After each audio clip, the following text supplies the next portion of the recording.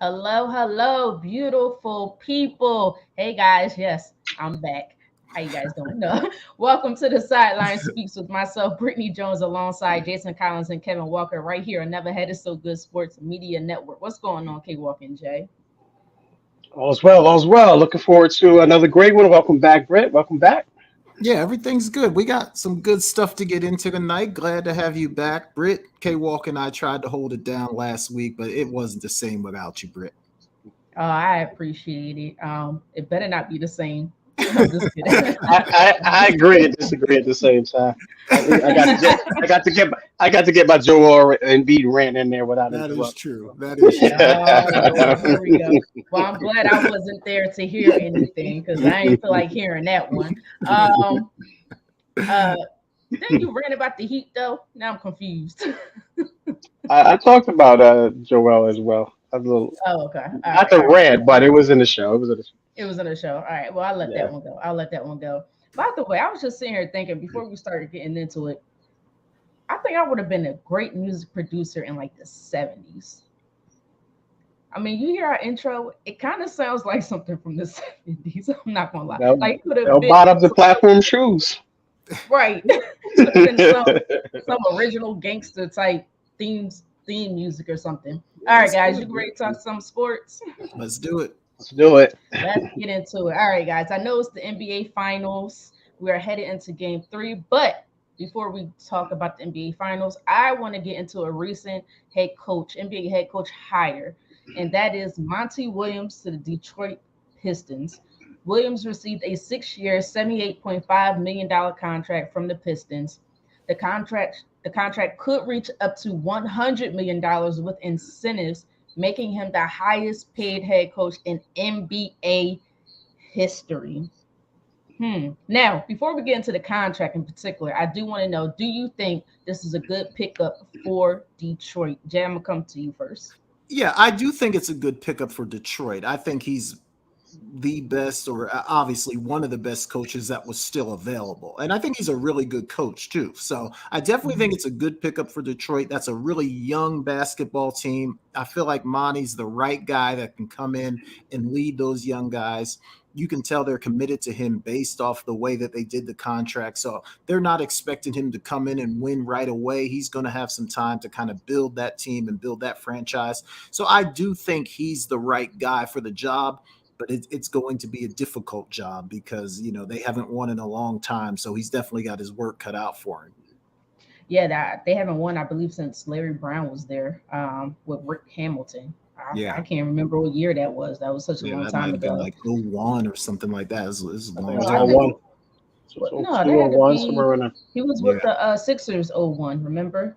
Larry Brown. I think it was like 20. Oh two, oh two. I think it was 02, Was it '02? wasn't it? Mm-mm, No. mm-mm. Well, I know it was No, one year it was they like were there. They had maybe the Was that the year they 07. beat the Lakers one. Yeah, that's what I in the said. The year they, finals? they beat the So Lakers. Yeah. Yeah. yeah, because remember Larry Brown didn't leave the Sixers until I think 03. Okay. Um, so I don't know. Look that up for me, Jay, I'll look it so up. we can Oh make sure four. Maybe it's we got 04. it I right. think it's 04. Yeah, I I think It it's was was '04. 04. I think you're right. I Yeah, think it's maybe '04. probably because it Yeah. was. I think it was like his first year there. But '04. anyway, Yep. Yep. um, but no, I do think it's a good pickup. I think he's a good teacher of the sport. I just felt like once KD came in, and really believe that he should have been given the opportunity to coach that team. Maybe it's gotten to the point where it's like, okay, some of these guys don't want to listen to him because they think they know better. Kind of basically the situation that happened between Kyrie KD with Steve Nash and the Nets. They don't really want to listen to him, right? So I think this gives him opportunity to start over and say, hey, I took that team to Phoenix. I helped them to become a contender. I could do the same in Detroit. So I think this gives him an opportunity to show, hey, this is my skill set. I know what I'm doing, and don't ever disrespect me again. I felt like he's low key got disrespected, but it's okay. He got paid, so it doesn't matter. But K Rock, what are your thoughts? No, I agree with you guys wholeheartedly, man. I love Monty Williams, man, and I didn't expect him to go there, go to Detroit. But I think it's a good. I expected him to go somewhere that he could win immediately. But you know what, Brett, you made great points. Is somewhere he can go where he's going to have young players that will listen to an experienced coach. A lot of these veterans and these great players. they don't want to. They feel like they don't need head coaches. They feel like they can win it Mhm. without a head coach. And I always pose the question on on our show on Wednesday nights of do head coaches? I mean, do great players need head coaches? I mean, I always pose that question. I always ask that question, but we're going to find out in this case. But like Jay mentioned, they gave him enough time to get this thing done. And listen, ladies and gentlemen, he doesn't have, it's not like he's coming in there with everything. They just rip everything, off the shelf. He's got some quality players there. I mean, he's Yeah. got Jaden Ivey. He's got Jalen Duren, Cade Cunningham, the number one pick overall last year, as well. And then they're projected Right. to get the 18-year-old kid, the power, the forward guard, Cam Whitmore out of not the small forward, power forward from Villanova. So that's where they're projected to go in number 5 overall. So he's going to have some talent there for sure, and to work with.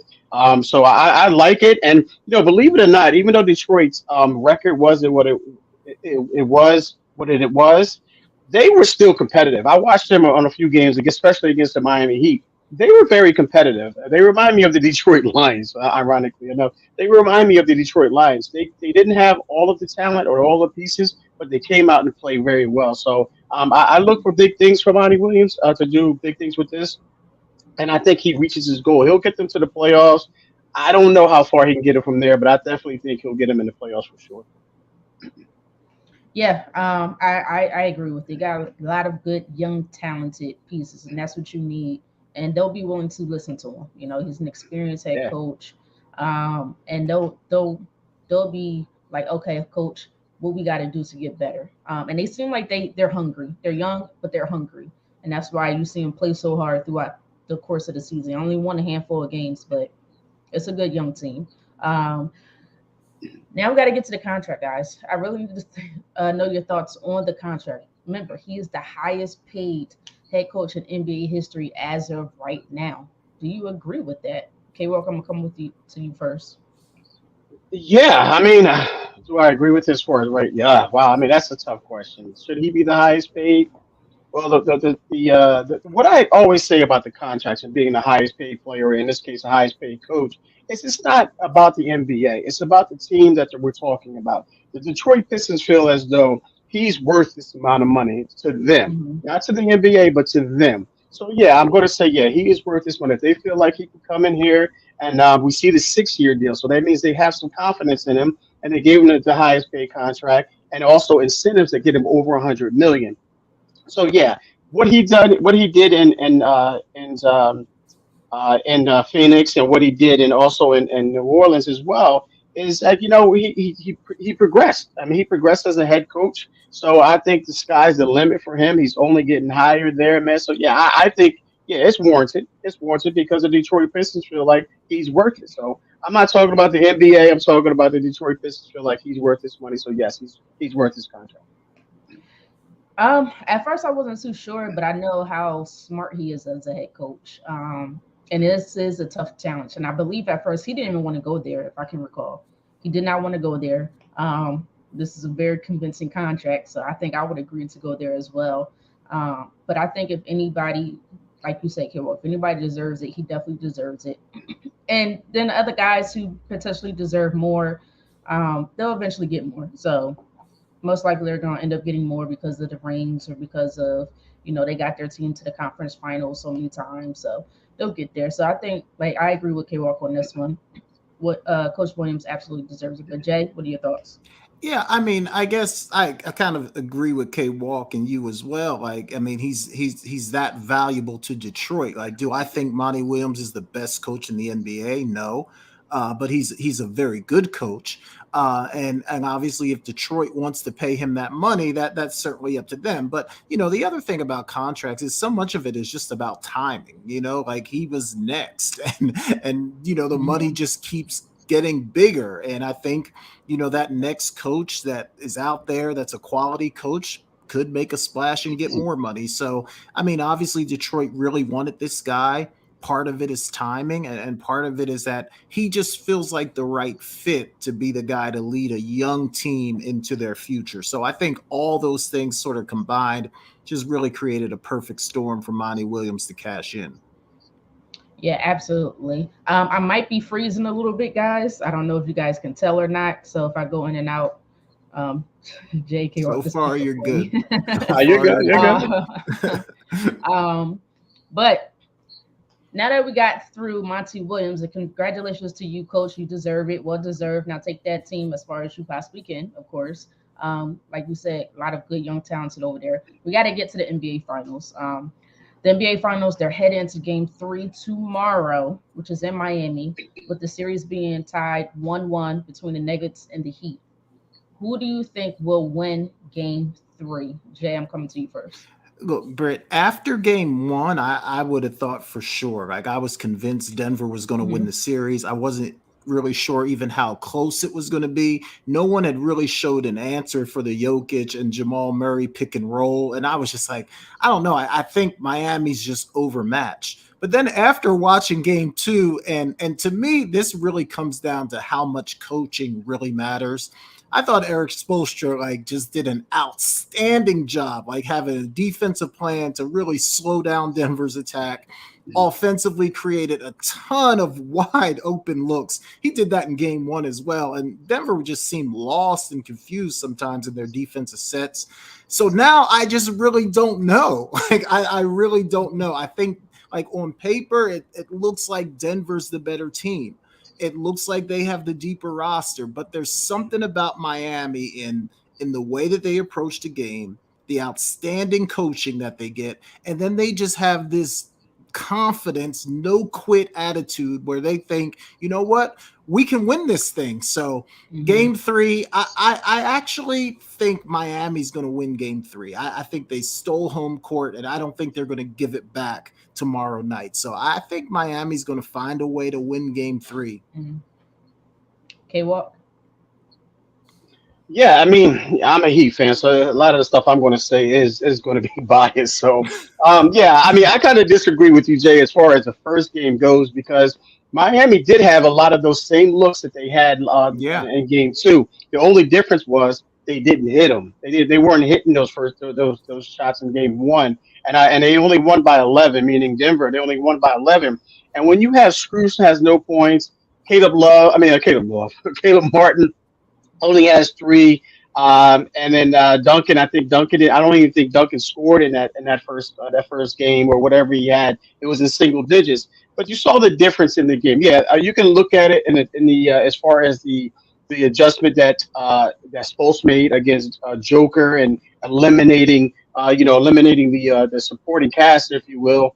But I think it ultimately came down to Scrooge. He saw the first one go down, and so that got him going. Then you got Duncan hitting his shots, and he's going to the basket now, so which is really amazing. And then Gabe Vince has been consistent. Caleb Martin has stepped up on the second game, and then Bam has been consistent for the most part for the first two games. But to answer the question, I say all that to answer the question, and that is if the Miami can continue to do what they do. A lot of people saying that it's because they hit threes. Miami's been doing that the whole playoffs. They've been hitting threes, and then Britt, I remember you had posed one question to us in a thread. Do you prefer a team that wants to rely on a three or the two? And I said the three because that's what the Miami Heat does. And you said no, that you don't think they do that. They think they're mid range. They're a 3-point shooting team. They do rely on a three. So with no, I that being said said, if they could, I said they shoot the three within the flow of their offense, which is what they yeah, do. They right, do which that means really that well. right, which Yeah, means they they they don't. rely on a three for the most part. For the most part, With correct and within the flow right, of their offense. So they go through Jimmy Butler and Bam if they can, and then a lot of times it's getting kicked out and kicked around to their shooters who are which is primarily their open. game, which is their game, Right. which that's their offense. That's Yeah. their offense. So they rely on the three to do that. That's what I'm saying. So with that being said, Okay. with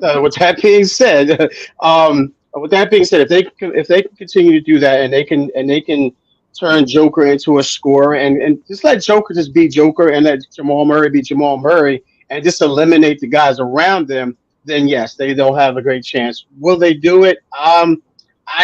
You know what? I'm just a fan. I'm going to say I hope they do it. If you put a gun in my head and say, Kevin, you can't walk, you have to make a pick.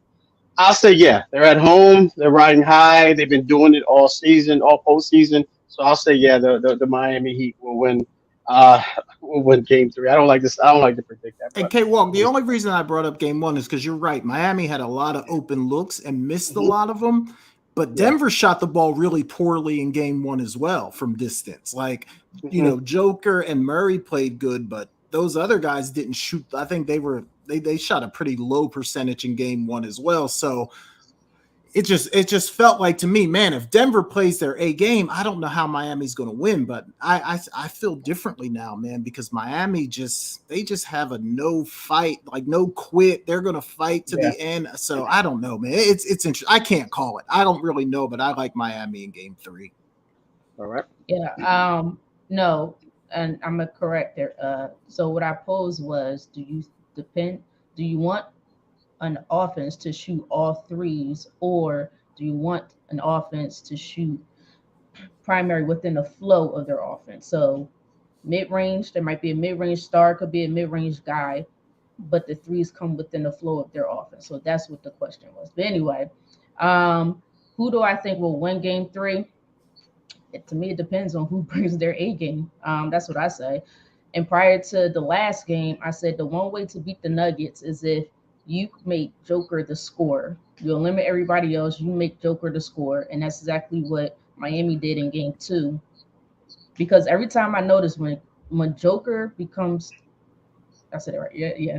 When the Joker becomes the scorer, majority of times that team loses because you're eliminated everybody else. Just like any team to win, you need that number two. Jamal Murray was limited, very much so. Michael Porter Jr., who's actually a very good shooter, was limited a lot. So it depends. I don't know. But then the Nuggets, they kind of gave up on game. Not that they gave up on game two. They didn't play well down the stretch, which caused them to also lose that game as well. And the Heat once again took advantage of it. I said it from the very beginning. If you allow the Heat, if you play around with the Heat is not the one to play around with. This is not like Detroit Pistons or some young team. This is a very much very good, very experienced, great chemistry. They play hard. They're coached hard. They may not have a superstar, but you don't need that if you play well together and everybody's contributing. And that's exactly what happened. And once again, I'm going to shout out Duncan Robinson because that's my guy. I don't care what anybody says. He always makes timely baskets at the right time No, not this in season. critical No, no, he moments. has not. In No, he has critical not. moments during No, he has during the not. Not into playoffs. the Um, Let playoffs. me Okay, you can say finish. playoffs. Let me finish. Thank you. During the during the playoffs, he did it in game two. He did it against the Boston Celtics. So hopefully he can continue doing it. Now, are there better players on that team? Absolutely, there are. But he's made critical shots in critical moments to really uplift them. Um, who do you think needs to win game three? Okay, welcome to come to you first. Well, obviously Miami because they're just no matter what. And a lot of people are saying that they have no chance. Even winning that second, even winning the game two, they still have no chance in a lot of people's eyes. A lot of people are saying it's what the Nuggets didn't do as opposed to what Miami Heat did do, and that's win the game. So a lot of people are saying the Nuggets lost the game, Miami didn't win the game. So I understand that. I get it because when you have the best player on the planet at this point, then you're simply saying that they should win it. You guys said it on paper. It doesn't look like a great matchup. It doesn't look like a sexy matchup. But yeah, I think Miami needs it because I think because of what everybody's saying. But it's hard to go against this Miami team. It really is, and I'm not just saying that as a fan. I've been saying a lot of times that I go in there and I'm doubting. I'm just watching the game as a Heat fan. I get mad at certain things, but do I expect them to win? I hope for them to win. I hope for the best, and I expect the worst. That's how I go into each and every game as a fan. So yes, to answer your question, Brett, I think the Heat definitely need it. I don't think you want to give, like Jay mentioned earlier. I don't think you want to give the Nuggets home court advantage back to them. I think Miami has what they need. They hold serve at home, and then they'll be all right. Jay? I'm going the other way. I think Denver needs game 3 more. Coming into this series, like K Walk alluded to, everyone felt like this is Denver's series to lose, and it's not going to be that close. Maybe it's even going to be a sweep. Like everybody was so heavy on Denver. I think if you lose 2 games in a row, especially for a team that's never been there before and doesn't really know what it takes to win an NBA championship, I think you lose 2 games in a row. That might start messing with your confidence a little bit. So I think Denver needs this game more than Miami, only because if Miami loses, it's not going to break them. It's not going to, make them start questioning themselves. They know it takes 4 games to win. And just to point out, like, I thought one of the things that hurt Denver in game 2, they weren't hyper focused on every single possession. Like there were times where you could tell that Miami really understood what it takes to win a game in the NBA finals. And some of the guys on Denver were just playing another basketball game, and that's not going to get it done. Yeah. Yeah, I agree with Jay actually. I think the Nuggets need to win game 3. I think if they lose that game, you're basically, to me, you're losing the series. The Heat's confidence is already high. To me, if you lose game 3, that confidence is going to increase even more, and it's going to be very tough for you to overcome that loss. But we'll see what happens. It's going to be interesting.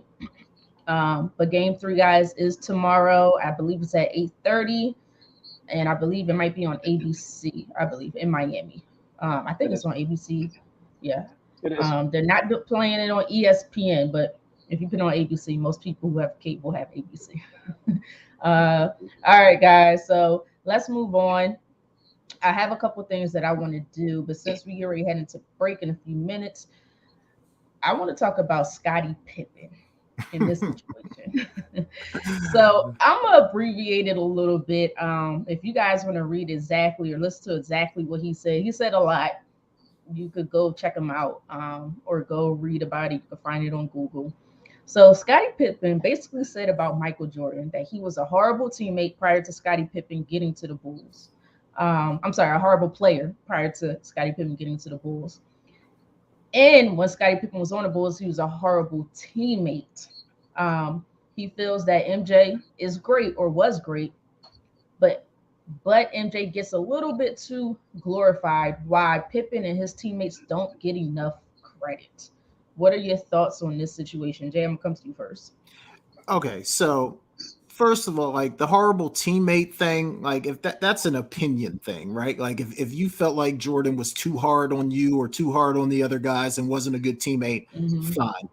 You can have that, Pippen. I don't care. Jordan himself said that he was a jerk at times, right?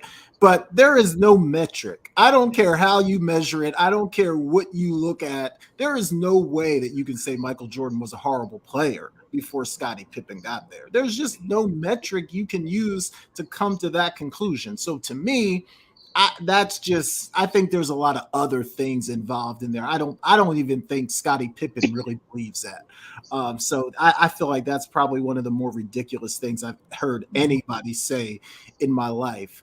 Now, as far as Pippen and some of the other guys not getting credit, I just think that comes with the territory. Like the superstar always gets more credit than they probably deserve, and if it doesn't work out, they usually get the lion's share of the blame. That just comes with the territory of sports. So that may be true that Jordan gets put up on this huge pedestal, and some of the other guys are left behind, but at the end of the day, that's what happens to the best player.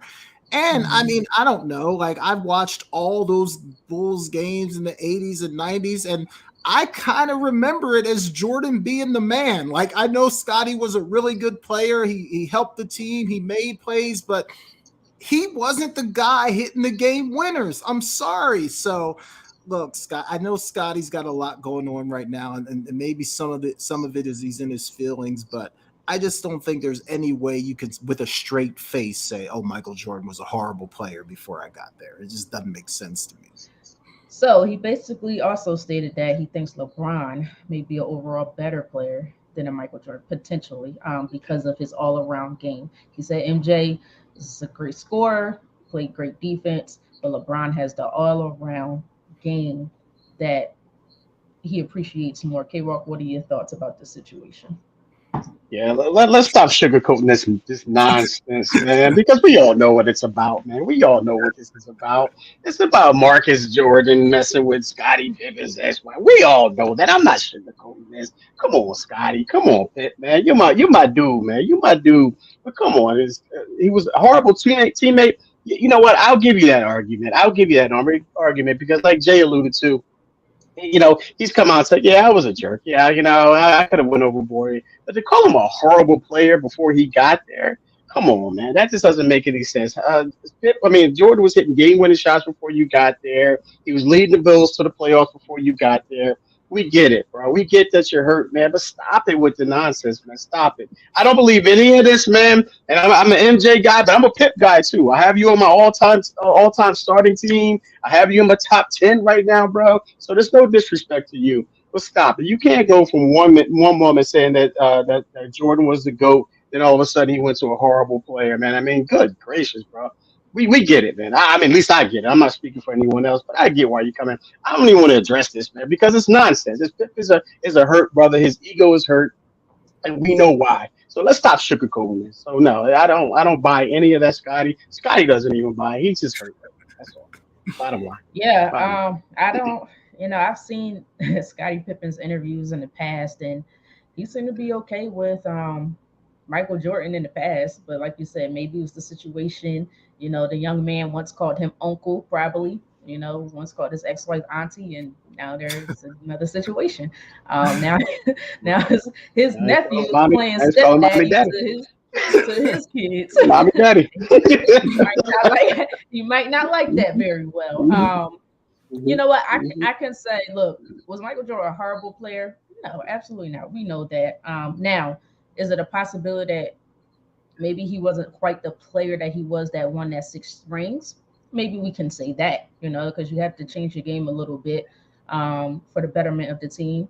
And maybe he did become a better player within those 6, well, because he left the 1 year, so the next 6 seasons, and that Phil Jackson came in, made a huge difference as well, implementing the triangle offense, had a different coaching approach than the previous coach had on Michael Jordan, which made a major impact. Not only we seen his impact on Michael Jordan, but we also seen his impact on Kobe Bryant and Shaquille O'Neal as well. So if you want to say that, sure. But was he a horrible player? Absolutely not. We all know that. He wasn't a horrible player. Scotty. Now, I do agree with Scotty that I think his other teammates should get more credit for what they did because they were some good players. Dude, Mike came out and said he did too. Mike came out and said he.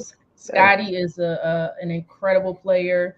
You think about it, he was probably one of the first point forwards. Now that if I'm sitting here thinking about it,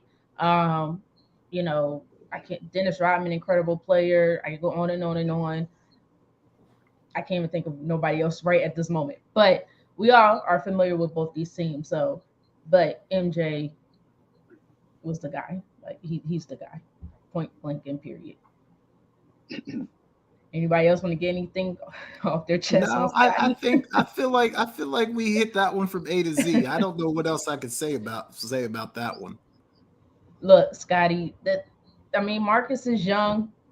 Well, I guess he's around my age, so I don't know how old Jack's wife is. It may not last long, okay? It might, but by the and I don't think there's anyone that doesn't look think like they might Scotty's get married. great. I feel like history has Scottie Pippen in the right place. He's one of the top 50 greatest players ever. K-Walk's got him in his all-time starting 5. I mean, I feel like history has done Scottie Pippen well. Nobody thinks this guy was just some role player, Right. So I don't know. He's got some of that Ralph Tresvant in him. He's a little sensitive, right? And you could tell him. You could tell him like you on K-Walk's all-time list on starting 5. Like who the hell is K-Walk? We need to tweet it, man. Come on, Scotty, get that confidence back. You Scottie Pippen. Go get yourself another wife. You got That's that. Right. All right, guys. We're going to head into our first break. When we come back, I have some fun things I want to do with you guys. I'm going to take your pick, wide receiver, quarterback duos, and NFL defensive versus offensive schemes, or you want to say offensive schemes versus defensive schemes. But I'll explain more on the other side. But you guys are listening to the SideLine Speaks with myself, Britne Jones, alongside Jason Collins and Kevin Walker, right here on Never Had It So Good Sports Media Network. CampLyman.com is an opportunity for my big boys to come get some work. Let's put it all together. We built from the ground up. You know, our cliche is it all starts up front. Once again, start, stance, hand placement, hand separation, get-offs, counter moves, a little bit of everything. Polish up those skills before your middle school or high school season began. Just come work on your craft. Once again, CampLyman.com. You're inside Never Had It So Good Sports Radio with Princess Cooper, Tim Moore, David the Duck Riley, Jason Collins, Shoshana Cook, Britne Jones, Travis McGee, Eric Scott, and Kevin Walker. We make it easy to talk sports. Welcome back. Welcome back to the SideLine Speaks with myself, Britne Jones, alongside Jason Collins and Kevin Walker, right here on Never Had It So Good Sports Media Network. All right, guys, I'm sitting here as we on the show watching baseball. I've never really watched I don't really watch a whole games, but that pitching clock, I like how it speeds up the game. Phillies look like, well, it's June, so Phillies always do okay in June. Any other month, not so great. All right, let's get into it. So prior to the break, I said that during this half of the break, I would like to do take your pick as well as NFL defensive schemes versus offensive scheme. But I'm going to allow you guys to pick which one you would like to do first. Go ahead, K-Walk. Call it. We could do the schemes, man. Let's do the schemes first. All right, okay. So the schemes. All right, so we're going to have NFL offensive versus defensive schemes. And I might have to come off the top of the dome like I'm a rapper and throw some situations in there if I can. But K-Walk, since you were a receiver, you have offensive plays or offensive schemes. Jay, since you played a DB or you were a safety, right? Same difference. You was in the backfield, defensive backfield. You have the defense. So you're a defensive coach, coordinator. K-Walk, you're the offensive coordinator. First team I'm going to throw out there. It's going to be fairly, well, not simple, but all the top teams. Kansas City Chiefs. So actually, K-Walk, I'm going to come to you first. Tell me to start off with what offensive scheme are you putting out there? I'm going to go one back set here, and I'm going to go 5 wides with a tight end, including a tight end with Travis Kelce. I'm going to spread it out, and I'm going to let Patrick Mahomes do his thing. So what I'm going to do, I wish I knew what defense we were talking about right now, but what I want to do, but my main goal is to work. I want to work the short, the medium, and the long. I want to stretch the field so I can open up the median. I want to get the median so I can, in this case I have to dump it down. The short is available. And I'm going with a lot of crossing routes here too, Jay. So my 2 inside receivers are going to be doing a lot of crossing routes. I'm going to have my tight end stretch the field, and I'm at my other guys short there as well. All right, Jay. So this is all pregame. This is not during the games, no adjustments. So this is, you've seen this prior on doing studying your film. What do you got coming for the defensive side? How are you going to try to nobody stop has this? really proven that they can stop this team, so I don't really feel a whole lot of pressure here. But if it was me, I think I would play a lot of zone to get at least in the early downs. I'd play some cover 2, some cover 3. I wouldn't let anything over the top. I'd make them earn every single thing they get. So I'll make them throw a lot of check downs, a lot of short passes. If they're going to score, I want them to have to go 80 yards. I don't want them to get anything easy. So I'm going to play a lot of cover 2, a lot of cover 3. And then when I want to go man-to-man, I'm going to go with a 2-man where everybody's playing man-to-man underneath, but I still have my 2 safeties over the top. So that would probably be the way I approach it. And since K-Walk said he's doing a lot of crossing routes, that zone would help out a lot when we're not chasing guys. We're just in our zone looking for what's coming. Jay, when you said cover 2, I was like, ooh, I'm salivating. And then you said cover 2 man, I was like, oh, he got me. Yeah.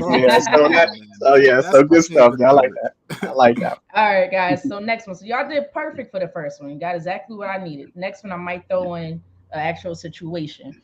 All right. So for those who are watching us, you better be watching us. If you ain't watching us, tell somebody to watch us. I'm not playing. No, I'm just kidding. these are the coaches. They both played D1 football. Very great at their positions. And as you could hear, it seems like they probably should be coaches one day, maybe. We'll see. Make sure I'm on the sideline with somebody. Next team, we had the San Francisco 49ers. All right, I'm gonna see if I can throw in a situation. Let's see, K-Walk, I'm gonna have you go first, unfortunately, because you are the offense. She said, unfortunately. Yeah, because I try to go back and forth. Let's say, okay, you're on the 10-yard line. No. I don't like that one. Third and 4. Mm-hmm. 3rd and 4 at the 3rd and 4 at the 10-yard line, trying to get a touchdown. What we got? Oh, this is easy. What I'm doing is I'm going to go one back set. I'm going to line up my back to the left side of the quarterback, which is Christian McCaffrey. And what I'm going to do is I'm going to have 3 on the left side, and I'm going to have 2 on the right. And what I'm going to do is I'm going to push up the receivers on the left, clear that out. And what I'm going to do is I'm going to have Christian McCaffrey come down low and come out of the backfield. And hook up about 4 yards to make sure he gets the first down, solidify that first down, and then hopefully he can create enough space and enough moves to get into the end zone. So if you push everybody up and have Christian McCaffrey come underneath, I can't see how you can stop that. All right, so Jay, I'm gonna give you a team to try to stop this though, and you're very familiar with this team because you followed them this year. The Cowboys. Remember, 3rd and 4th. You heard what he's going to throw. How you gonna combat that? Yeah, look, can I know who the quarterback is for the 49ers? Because Purdy, give it to Purdy. Okay, Purdy. Purdy. That's tough, but I think what I want to do in this situation. That was a low blow. I mean, the play that K-Walk drew up is nice, so I mean, it's going to be hard to stop. But I think I'm going to go man to man. I'm bringing an all-out pressure. I'm going zero coverage here, man-to-man. But the only thing different, because K-Walk's going to try to be slick with that back coming out the backfield, we're going to do something we call banjo. So we're going to do a little bit of switching off. So as that receiver goes up the field, we might switch him off to a linebacker or something like that and have one of those DBs just still sitting there waiting for McCaffrey when he comes out of the backfield. So I'm going zero coverage, man-to-man, bring all the pressure I can, but we're going to combo those coverages. We're not necessarily going to stay with our man. If they cross, if they go vertical, we're going to have some switches in there. All right, guys, I think I might have to come off, and then go back in. My signal's messing up. I'll be right back. Okay. All right. That was good. Jay will take it away on this. What'd you think about that one, K-Walk? Yeah, man, that banjo is that banjo is a good one, man. And I had to come with that backside slant and hope that that receiver beats that guy off the line, man, and get to that backside. So I'm pushing everybody up, so that left side is going to be open on the left, and then McCaffrey's going to be there. So I'm going to have, I guess, Debo or Ayuk come down and say, listen, you got to beat your man one-on-one just in case they come with something different. Yeah, that's tough. I like that. I like that. Yeah, it's tough. All right, you guys got me back? We got you, Britt. Gotcha. Okay. Ooh, let's hope I don't keep freezing like that. Sorry about that. All right, next one. That was a good one, guys. I like that one. Got the Buffalo Bills. Call. Sorry. Buffalo Bills. Did I freeze again? Buffalo Bills. I don't know if I keep freezing, guys. Okay. This is rough. I might have to switch to my phone. Okay. Your audio is good though. Bills. Audio's not okay. We're gonna have to manage with the audio then. But we got the Buffalo Bills. K-Walk, I'm gonna need you to go first again. Let's see. You're at the 5-yard line. Time to score a touchdown. It's the end of the game. You're down by 6. Yeah, I gotta force you to make a touchdown. So you're down by 6. What you got? What's the down distance? I'm sorry. You said that's a 5, but what down is it? 4. We're down. So it's 4. It's fourth down. Fourth down. Yep, last play of the game. Last play of the game. Okay. All right. Okay. So we're at the 5 yard line, correct? Fourth and Yep, goal at the 5. Fourth and goal at the 5, yep, for correct? the win. For the win. For the win. Okay. All right. I'm gonna I'm gonna dial up what we call what I like to call Seattle, and what that is, it's a combination of slant and out routes on both sides of the field. So you got your inside receivers running out routes, and you got your outside receivers running slants. And then what I'm gonna have my tight end do. So I'm gonna make it look like that. You know, we got to run. We got to throw the ball. It's obvious. I'm gonna have my tight end run a corner. I'm going to put them depending on where the safeties. And where the safety's going to go with the tight ends at no matter what. So I'm going to put them on the weak side as much as I possibly can. Line them up, get the best matchup I can possibly can. And I'll put the tight end lined up, and I'm going to take him to the corner to the ends, the back of the end zone, that back pylon, and see if they jump those slants or jump those out routes. If they do that, then that corner should be open. So that's what I'm doing there. Okay. Jay, you want me to give you a team, or you got a defensive? No, I'm gonna play the I same don't need a team. defense. I'm gonna play the same You a bad defense Joe? no matter what.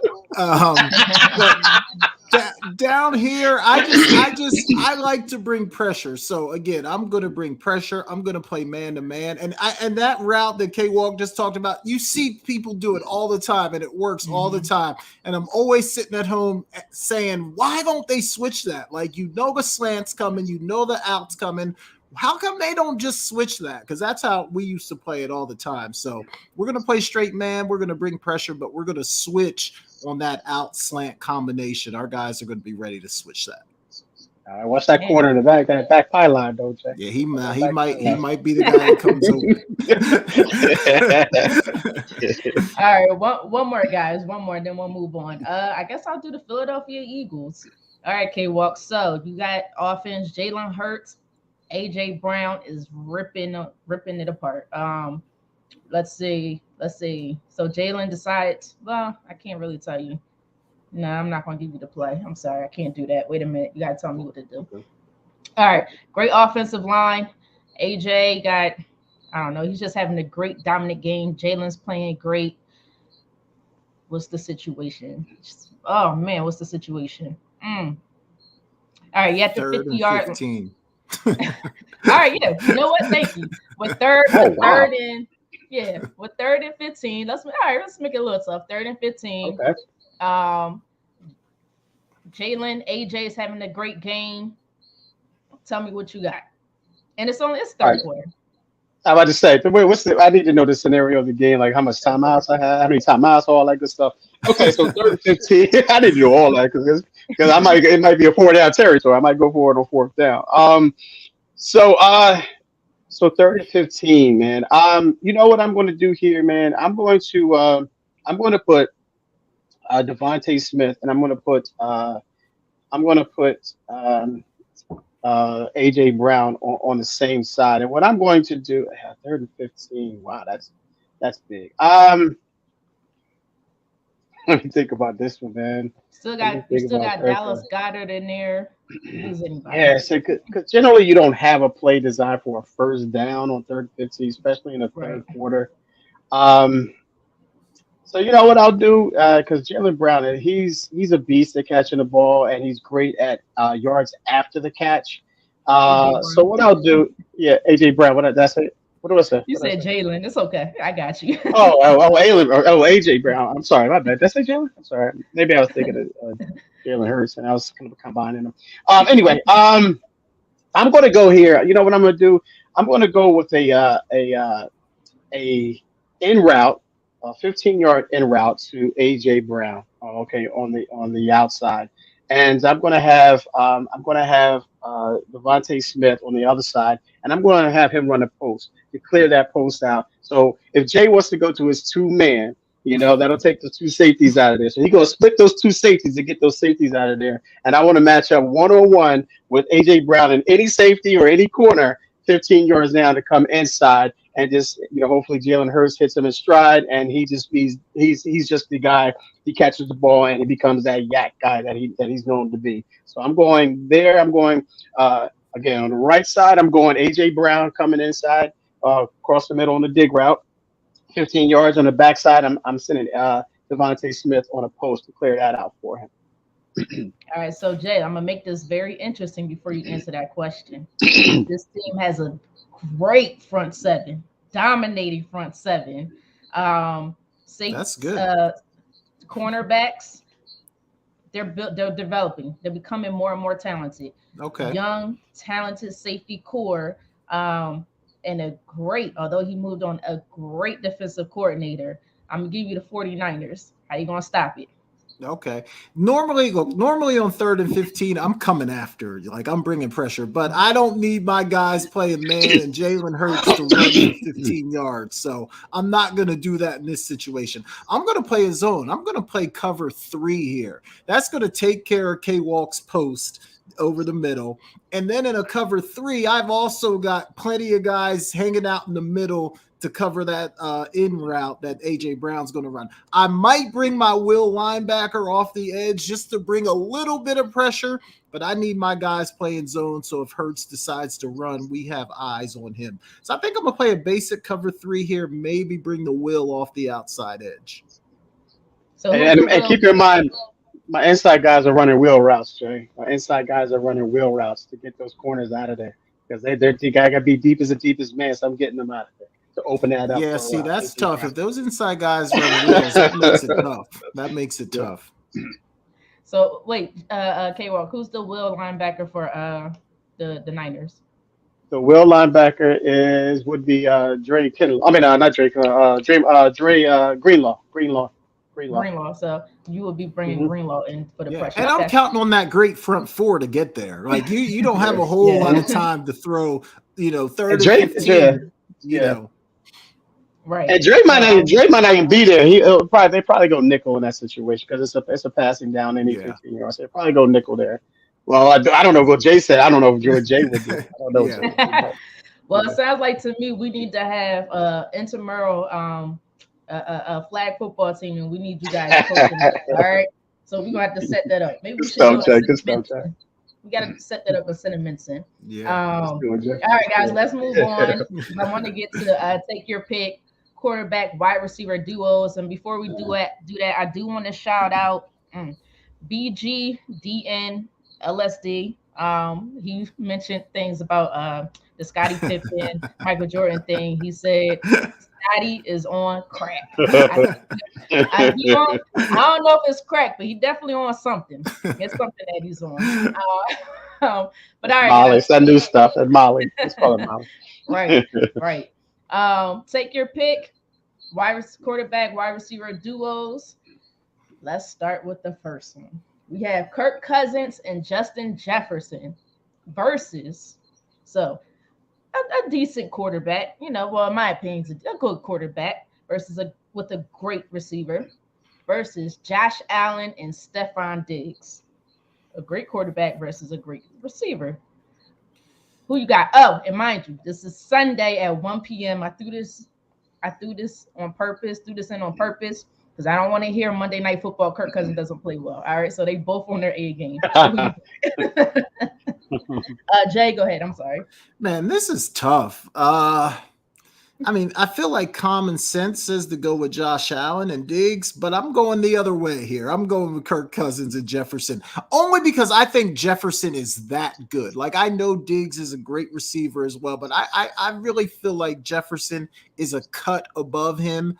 And, Kirk Cousins doesn't have to be great for Jefferson to catch the ball. He just has to get it in the area, get it near him. And with that great catch radius, I think Jefferson makes the play. So I'm going to go Cousins and Jefferson here. K-Walk, who you got?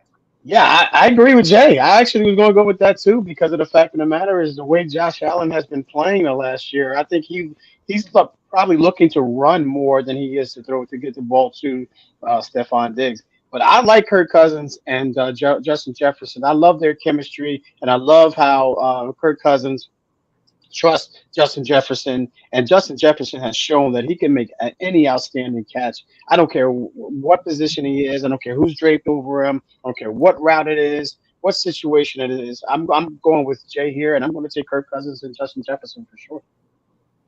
Yeah, Only because of Justin Jefferson. You know, I'm not look. I have a lot of respect for Kirk Cousins, but is he a top 7, 8 quarterback? 9, not in my opinion. I think he's just an okay quarterback. He's above average. He's definitely above average.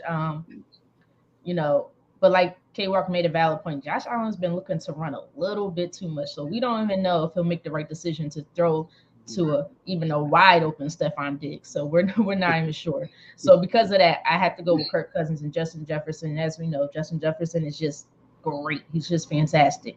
Regardless of where you line him up on the field, he's going to make that catch. All right, next one, guys. Dak Prescott, CeeDee Lamb, Yes, sir. or I see K-Ball's face, or Tua Tagovailoa. Oh, I said it. And Tyreek Hill. Who you got? K-Walk, I'm gonna come to you first. That's not as easy All as you right, thought it was going to be, is it, K Walk? no, no, it's not. It really isn't. You know what? Yeah, I'm gonna go Dak and CD, man. I think Dak and CD can hook up on multiple routes than Tua and Hill can. I think Hill is more of a deep threat. He's more of just an intermediate guy. I mean, he does. I know he's as fast as he is. He's not a yak guy. He's by any stretch. Generally when he gets the ball, and short. He generally either goes out of bounds, or he's tackled, or he just goes out on his own. But with CD, man, he, as much as he annoys me, man, he gets open, and especially on those corner routes, those out routes, those back shoulder throws, they have better chemistry than Tua and Hill does. So I'm going to go with Dak and CD Lamb on this. Yeah, K Walk. I think. Oh, sorry, Britt. I think I agree, man. I think I'm a stick with you on this one as well. Plus, because I think the thing that Tyreek does great, obviously stretch the field vertically. Yeah. I don't know that Tua's best throw is his deep ball. A lot of times Tyreek is waiting on that thing to get there. So Yeah. I'm gonna take Dak and CD as well here. Yeah, I was as much as it pains I know it me hurts. to It hurts you. thing It hurts with you. the Cowboys. You guys know me. You got to take them, Britt. But I gotta take them. Dak Prescott, CeeDee Lamb, that chemistry they're building is very good. Now, it all depends on Dak Prescott wants to throw the ball at the right time, in the right position. And that's a big question. But at the same time, like you guys said, Tua's deep balls is not the best, or not the best. And you can line up CeeDee Lamb. He's tough anywhere. Slot, outside. He's primary. He plays a lot of slot though. But he could get those jack yards like you guys were saying. That's a tough guy, and I like him. So, all right, that's 2 straight. We all agreed on the same thing. I don't know if I like this very much. All right, next one. Now, some may think this is easy. Maybe it is. We'll see. I got Patrick Mahomes and Kadarius Toney, because I think his other receiver just left. Or Joe Burrow. Do I want to do Jamar Chase or T. Higgins? Joe Burrow and Jamar Chase. I might switch it up next. Jay? Even though Mahomes is great, and I do think Tony is underrated, I gotta take Burrow and Chase here. They've just done too much damage. They're very consistent, great chemistry, going all the way back to their college days. I gotta go Burrow and Chase on this one. Okay, well. Yeah, I'm going to jump right on board with Jay on this one. I just think Kadarius Toney, man, I like him, man, but he scares me the way he cuts and things of that nature. He's one cut away from tearing his ACL. Tearing everything in his right or left leg. I mean, but nonetheless, he does. I mean, he's not a guy that can run multiple routes like Jamar Chase can. Not Jamar Chase, excuse me, like Jamar Chase can. And I think again, it goes back to the chemistry. I like the chemistry between Burrow and Chase as opposed to Mahomes and Tony. It's other than Kelsey, it's really I don't see a lot of chemistry between Mahomes and any other receivers because they're just coming in like a revolving door, man, in and out like a revolving door. So with all that being said, I'm gonna go with the consistency and I'm gonna go with the chemistry as well, and that's Burrow and Chase for sure. Yeah, I don't think I disagree with you guys. It's just that the Chiefs don't have a whole lot of receivers out there, so it's just all about Mahomes and Travis Kelsey. All right, next one. Actually, I'm gonna make this the last one because I have a fun question I want to ask you guys. Matthew Stafford, Cooper Cup, or yeah, Derek Carr, Michael Thomas. Okay, well, I'm coming to you first. Oh wow, Mike Thomas, he's still playing. I forgot about him. A healthy, Wow. everybody's healthy. Yeah, Everybody. yeah. Um, wow. Matt Stafford doesn't stay healthy. Oh, so everybody's healthy. So with that being said, I'm going to go Matt Stafford and Cooper Cup. Only reason because I go with the same thing. I got to stay consistent. It's the chemistry that they have, the camaraderie, the familiarity they have with one another. They won a Super Bowl together. Cooper Cup Mhm. is arguably he's definitely a top five receiver in the league. Derek Carr and Michael Thomas, they haven't played a down yet together. So there's no trust factor in there for me anyway as far as that goes. And then again, you talk about he's a slant guy. He's a slant guy for the most part. I think I don't know if he still has that stretch the field ability left in him because he's been hurt so much. So with that being said, I'm going to go with with Matt Stafford and Cooper Kupp for sure. All right, Jay. So I need you to look at potential here also. Potential, and again, everybody's healthy. Who you got? Yeah, even looking at potential, I'm still going with Stafford and Cup. I just think they've proven it. They've earned it. Yeah, Like K exactly. Walk said, they've won the Super Bowl. When those two guys are on their game, I mean, Cup is hard to stop. And like K Walk said, I mean, Thomas, even if healthy, obviously he's a great underneath route runner. But I don't know that even when he was in his prime, he was great at stretching the field. So I certainly Mhm. don't know that he's really going to scare anybody in terms of trying to stretch the field now. So I'm definitely taking Stafford and Cup here. Well, I'm not going to answer that one. We're just going to move on. I wasn't going to throw this in there. I'll probably go with Matthew Stafford and Cooper Cup as well. I don't trust Michael Thomas. He's a tough guy, but yeah, He's I'm got not great sure. hands. No Yeah, question about excellent, that. For excellent sure. hands.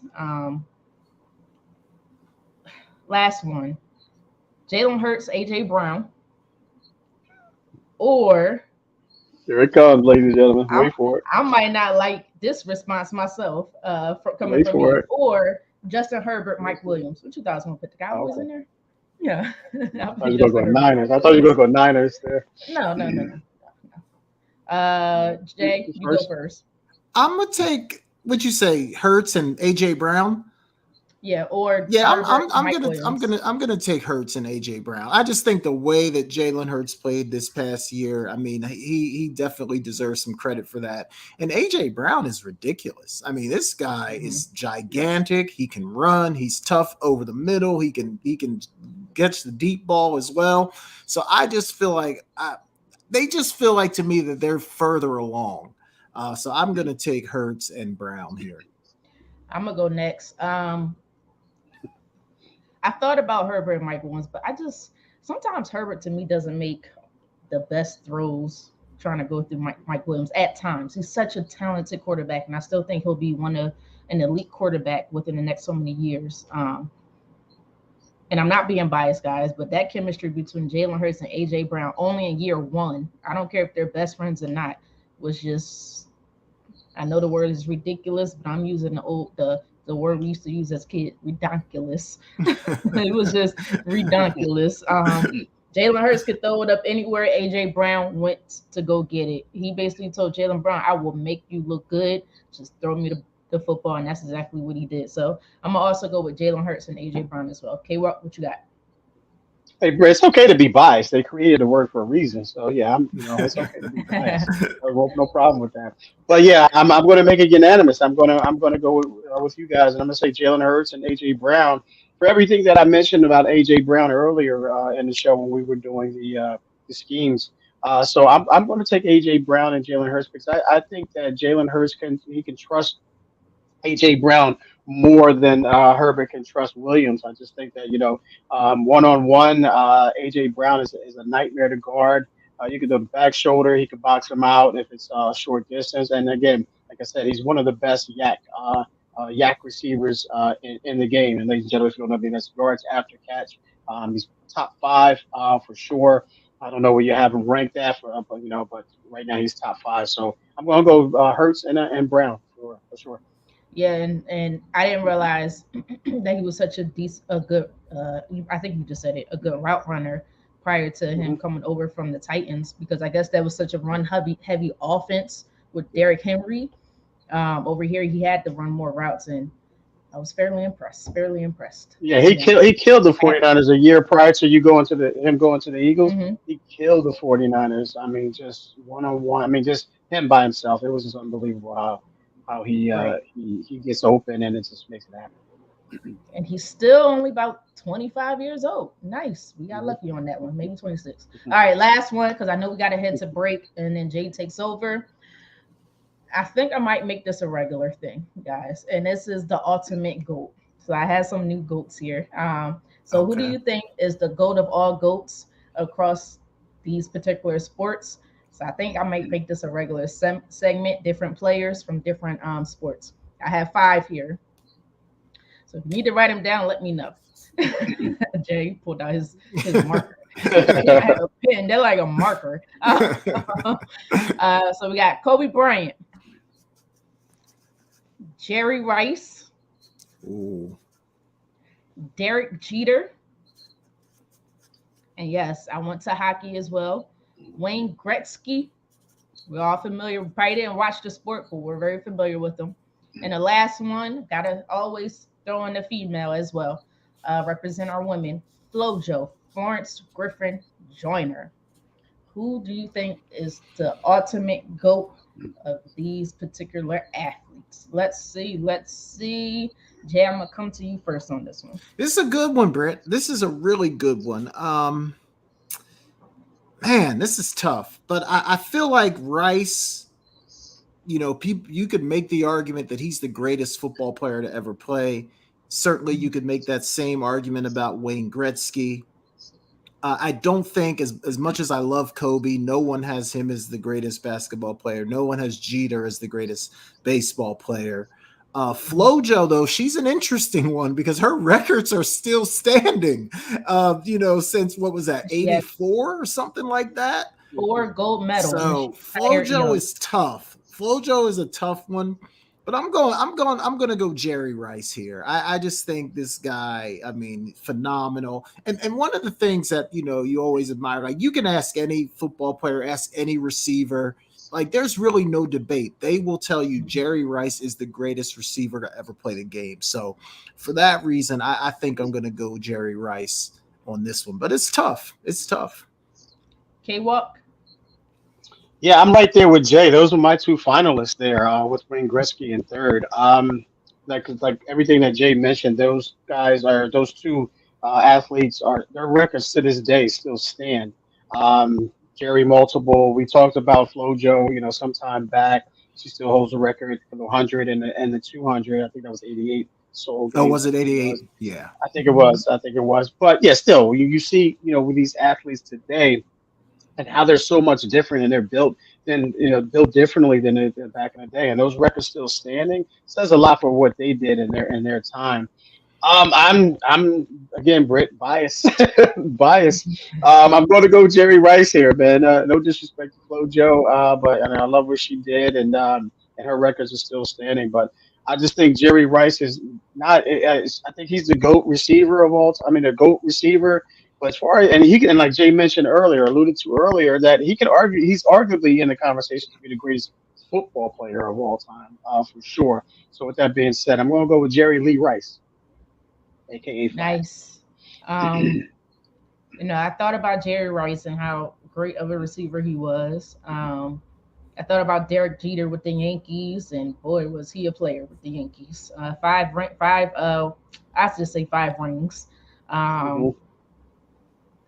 Wayne Gretzky, he is the top of the top when it comes to hockey. There is no one better whatsoever. Yeah. The only difference between Jerry Rice and Wayne Gretzky is that there are still players that are above him, regardless of position.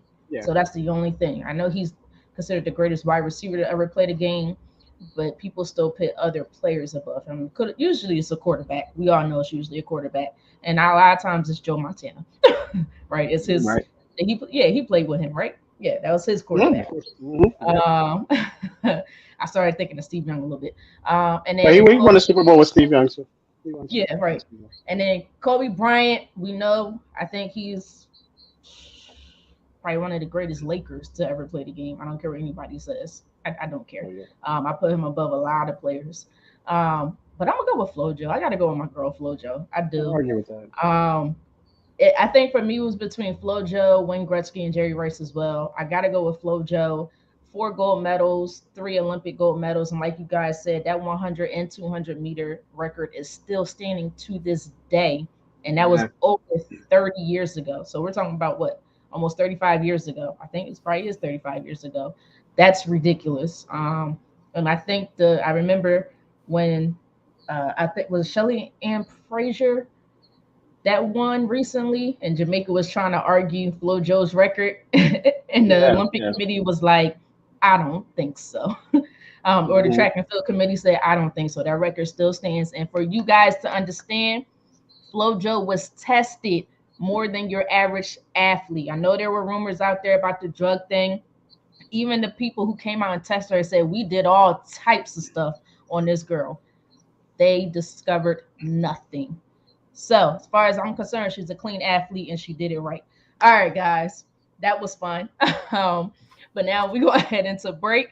And when we come back, Jay is going to take over for us to talk more sports and for us to have you guys are listening to. Oh, before we go into break, please subscribe to us on YouTube, of course. The SideLine Speaks. We're also on Twitter at the SideLine Speaks, Twitch. If you're not able to watch us on YouTube, we all also got you covered. We're on Apple Podcasts, Google Podcasts, and Spotify as well. The SideLine Speaks. But you guys are watching the SideLine Speaks with myself, Britne Jones, alongside Jason Collins and Kevin Walker, right here on Never Had It So Good Sports Media Network. CampLyman.com is an opportunity for my big boys to come get some work. Let's put it all together. We built from the ground up. Our cliche is it all starts up front. Once again, start, stance, hand placement, hand separation, get-offs, counter moves, a little bit of everything. Polish up those skills before your middle school or high school season began. Just come work on your craft. Once again, CampLyman.com. You're inside Never Had It So Good Sports Radio with Princess Cooper, Tim Moore, David the Duck Riley, Jason Collins, Shoshana Cook, Britne Jones, Travis McGee, Eric Scott, and Kevin Walker. We make it easy to talk sports. All right, welcome back to the SideLine Speaks. Britne Jones, Kevin Walker, and Jason Collins. All right, y'all are going to either love me or hate me for this one. I'm gonna start with the fun one right out of the gate, the one I didn't tell you guys about. I don't know if you guys follow the Scripps National Spelling Bee, but that was this past week. And Dev Shah, he was the winner. He spelled the word somophile, which I'm not going to ask you guys to spell it, but we are going to have a little version of a spelling bee here today, ladies and gentlemen. I got 5 words for each of you guys. Nope. Look, I start them out easy, guys. I didn't give you anything too difficult. I got 5 words. We're going to keep track. We're going to see who wins. Are the SideLine Speaks spelling bee. These are sports words. A lot of them are guys that are on some of your favorite teams. So it's nothing too difficult. Trust me, guys. Don't give me Antetokounmpo. Nope, I'm not going to do you like that, Britt. I'm starting you guys off real easy to get everybody feeling good. K-Walk, you're up first. Your word is Jimmy Butler. Jimmy Butler. I'm starting you off easy. Well, I gotta spell both of them, first and last name. First and last name. Can I have the country of origin, please? Google. Can I have the country of origin? It's right.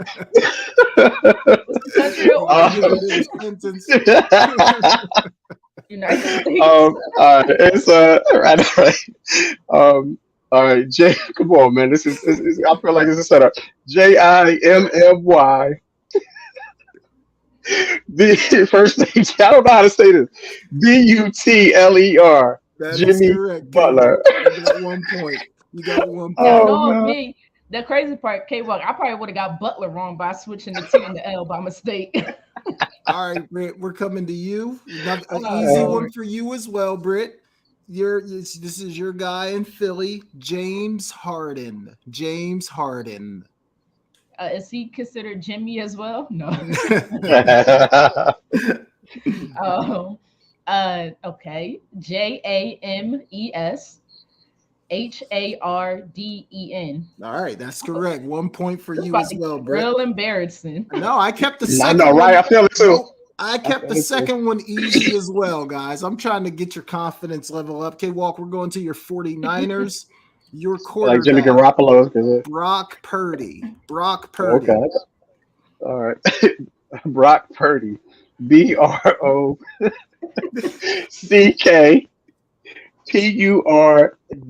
Brock Purdy. That is correct. Another point on the board for K-Walk. I'm nervous as I don't know what. Like I'm in an actual competition. Britt, same thing for you. I'm going to your quarterback in Philly, Jalen Hurts. Okay. Well, hopefully I don't put a Y in that. JALENHURTS. All right, another point on the board for Britt. All right, here's where it's going Wait, she didn't say Jalen Hurts. Wait, she got to say Jalen Hurts. Here's where it's going to get a little bit more interesting. All right, K-Walk, I'm going back to your Miami Heat. Bam Adebayo. Bam Adebayo. Oh man, I don't have his jersey up. Look at K-Walk looking around. I thought I had his jersey up. I was gonna put his jersey up too. I put heroes up. All right, Bam. BAM. Yep. I got Adebayo. Stupid. All right. Oh man, I'm gonna be so mad right now at myself. ADE. Adebayo. Bam. Adebayo. All right, BAADE. Oh man, I don't even know, bro. Hold on. All right, ADE. I'm missing a letter here, man. B.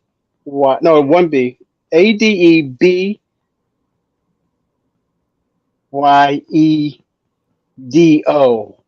Bam Adebayo. Yeah, I know, man. I missed a letter somewhere. I thought there. you were on it, K-Walk. It's Yeah. ADEBAY. Why? Yes, I knew I missed a letter there. All right, so no point there. Britt, I went to your Sixers. I tried to find a tough one. I don't know. Yeah, I honestly, I think K-Walk's list is a little harder than yours, but you get Montrezl Harrell. Montrezl Harrell. Oh, wait a minute. I don't know how to spell that. Oh, good. Then it's fair. M. Montrez. Oh, jeez. That's some tricky way he spells it too. Yeah. MON Montrez. TR Montrez. MONTREZL Montrez. No. Okay, No. that's wrong. There's no L. No, There's wait, no. no. That's why I said, wait a minute. I'm not no, in the spelling I'm still bee, trying to figure once you out. say it, that's it. MONTREZ. They That's got it. to lock That's it in it. at the end. No, they don't. They don't. And once I said L, I was like, why did I add that? All right, L hold on. in Let the me end? check with the judges. All right, you were overruled, Britt. That's wrong. Of course. Your judge is Casper the Ghost. All right, next. So it's still tied up. It's 2-2. This is perfect. All right. Since we all have some connection to South Jersey, I thought we'd do some South Jersey cities for word number 4. Okay. Oh, time out. No, you lied to me. I was right. Can y'all see that? What? Now I had to Google it. He has an L at the end of his name. So I was right. Britt, you know what? Maybe I made a mistake in my notes. Now you All got right, the rule is already. player. You know what, Britt? You get that. You're right. You get that. But you still got to spell a Hold last on. name, though. You got to spell a Well, it's too last late. name. I seen it. Oh, you It's already too late. saw She it. already seen it. Yeah. All right. Yeah. So I'm gonna put that one under review, and we'll come back to that. I'm gonna have the judges review that one. And Give we'll me be a back different to it. name. We'll come back to it because it might not matter. If it matters, we'll come back to it. All right, K-Walk. Okay. Now South nervous. Jersey cities. You get Piscataway. Piscataway. What? So we got Piscataway.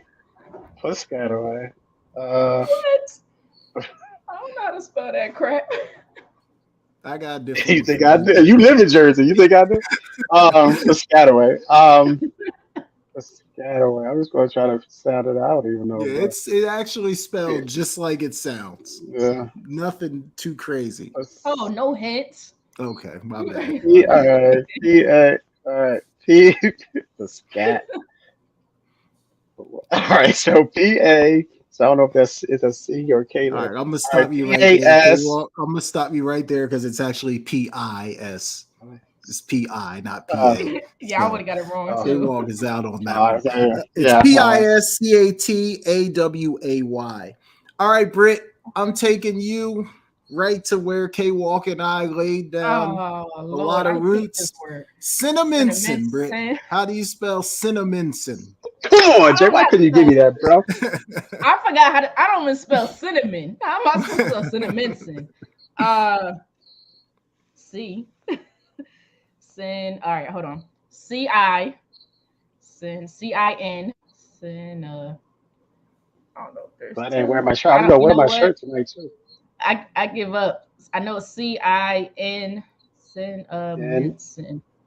C-I-N-N. Cinnamons. There's an M and an S and oh Lord Jesus. Oh, sorry, Grandma. I said Lord's name again. Cinnamon. This word I used to work in cinnamon, and it tricked me up when I had to write it down. CINNAAM.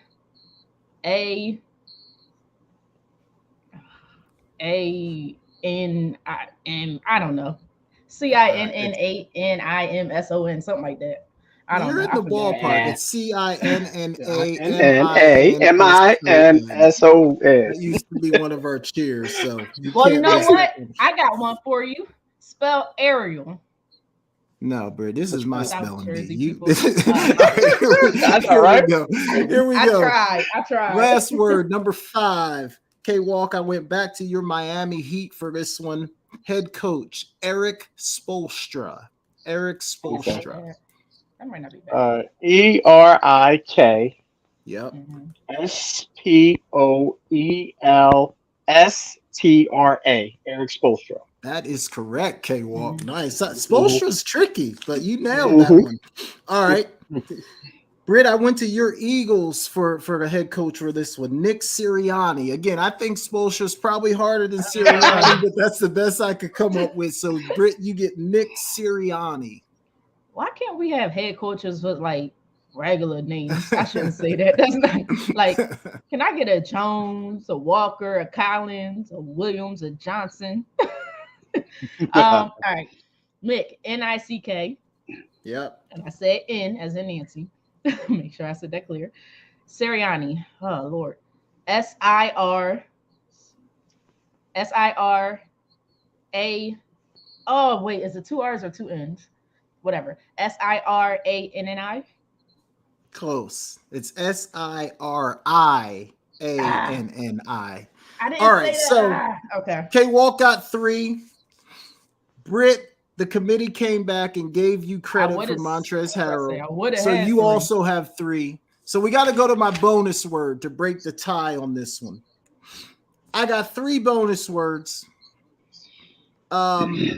One of them is a sports word. 2 of them are just other random words.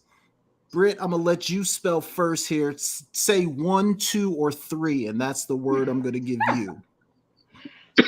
3. Britt, you did. I got the hardest one. You got the hardest one. Antetokounmpo.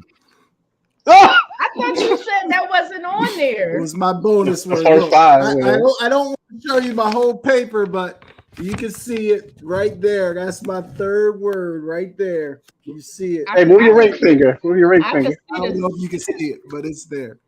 The funny thing is I can't really see the daggone. can't really see the spelling and is mad because he actually showed it right here. Oh, I sure did. I sure did. And I couldn't see everything. All right. Antetokounmpo. Antetokounmpo. I don't even know how to say it, so. But we all know who we're talking about. You know, it's like 18 silent letters in this thing. ANTET.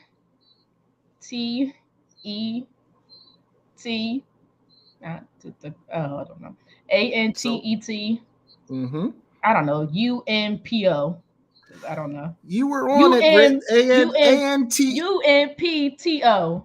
Not quite. ANTETOKOUNMPO. It's a rough one. It's a rough one. All right, K-Walk, man. Pick one or two. I'm going with number one, man. Number one. Number one. My lucky number. Colonel. A commissioned officer in the military. Easy. Colonel.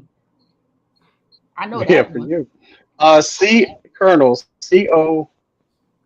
COLONIEL. Colonel. Sorry, Colonel. COLONEL. You threw an extra. I got that. Whoa. Did I? Yeah. COLONIEL. That's what I said. It's not NIEL. It's just NEL. No I. Oh, okay. I thought you meant Colonel Popcorn. I think we got to end it in a tie, ladies and gentlemen. K-Walk, you got 3. Britt, you got 3. This concludes our. We gotta do this again. I'm not gonna lie, but for the heck of it, what was the last word? What was the last word? The last word is nauseous. Nauseous. Does anybody want to take a crack at it? I got it. Go ahead, Britt. I think I got it. Go ahead, Britt. Nah, go ahead, K-Walk. You got it. No, I want to hear you first. You got it. This a word. This a word we both know how to spell. So yeah, we ended in a tie. We ain't got to. Well, go ahead. If you get it first, then you win. If you get it first, you win. I'm doing my Joel Embiid. I ain't got nothing to prove to nobody. You heard? I know how to spell K-Walk, that word. take it. Take it, K-Walk. Is it NAUSEA? You said nausea, right?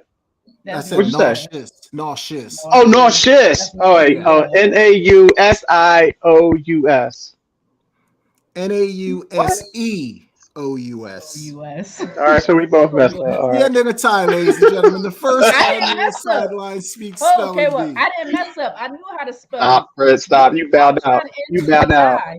You bowed out. You bowed Good out. stuff, y'all. I know I threw that on y'all without any heads up. It was fun. Hey, Britt.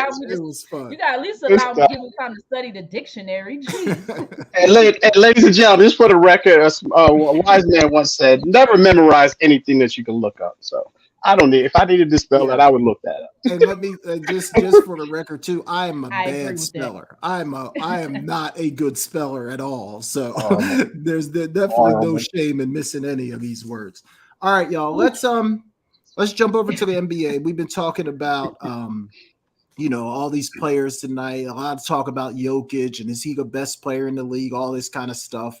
So it really just got me thinking. Let's build the ultimate NBA player. Let's build the ultimate NBA player as we just got a comment. I don't mean to interrupt. No, go ahead, Mom. Go ahead. We already doubted us. So. This was regarding our spelling bee situation.